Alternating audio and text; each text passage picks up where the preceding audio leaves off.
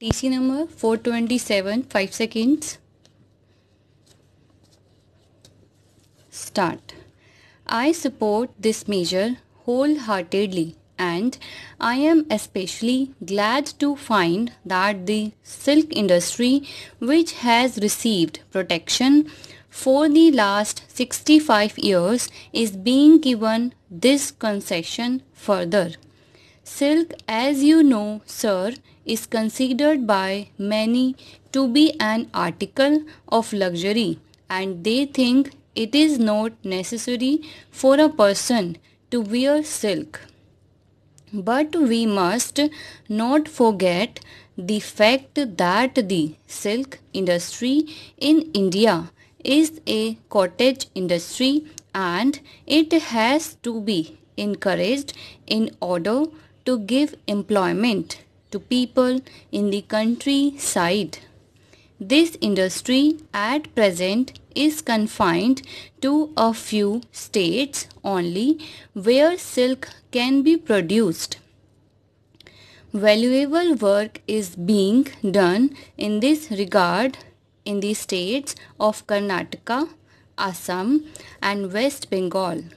The state of Kashmir too has a very fine silk industry which could be developed to a great extent, but the misfortune is that the price of cocoon which the state has fixed is not such that it can give any encouragement to the cultivators to take to the cultivation of mulberry in preference to the cultivation of food grains and other cash crops.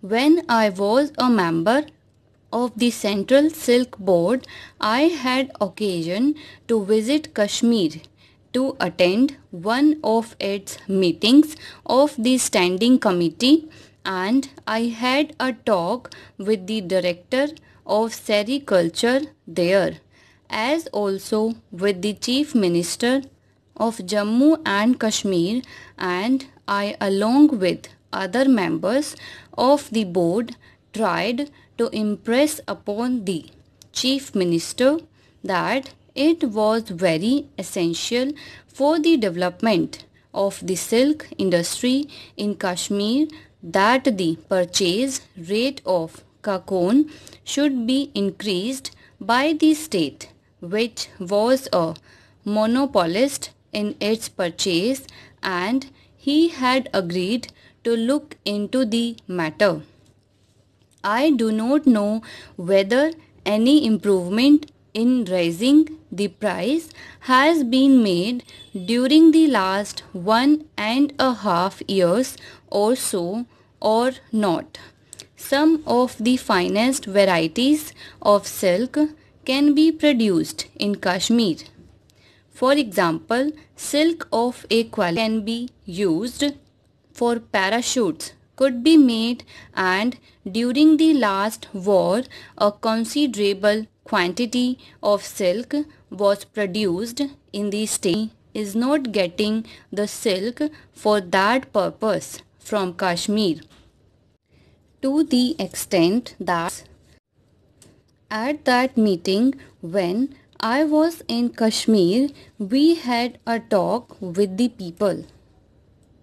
So, very valuable work is being done by the Central Silk Board, and the board spares no effort to impress upon the various state governments the desirability of increasing their sericulture industry.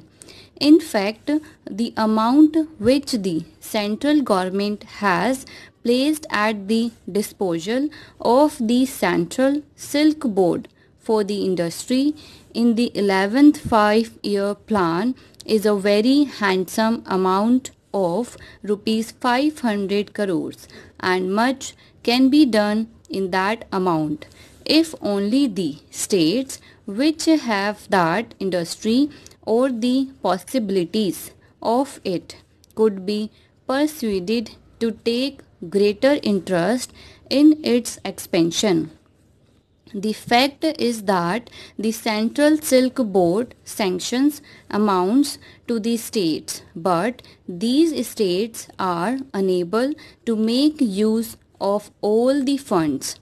On inquiry, it has been found that their main difficulty is that they had not sufficient personnel at present well trained for that kind of work, and consequently it is not possible for them to develop the industry to the extent it is desired. Recently, various institutions for training have been established in the states under the aegis of the Central Silk Board, and people are being trained and they are being sent out. But even then, with the arrangements so far made, it is not possible to get the trained personnel to the extent that it is required for development of the industry in the various states. There is one other thing I would like to mention. Some of the states have been wanting for some time past to install spinning mills in their states. For instance, Assam had desired the establishment of a silk spinning mill 2 years ago, and the Central Silk Board had sanctioned the amount also. But when the state pressed its claim before the central government, difficulties of foreign exchange were placed before it, and on account of this, it was not possible for that state to establish a mill. The central government had mentioned to the state that it might make effort with foreign countries to get machine on a loan basis or on a long-term payment basis. But so far, I do not think anything has been done. Then, so there are 3 other states, Bihar, West Bengal and Kashmir, which pressed their claims to set up spinning mills during the time I was on the standing committee of the board. I thought that it would be useless sanctioning a mill for any one of these states unless the Government of India was prepared to spare the foreign exchange for import of machinery. A subcommittee was formed by the Central Silk Board to decide this matter.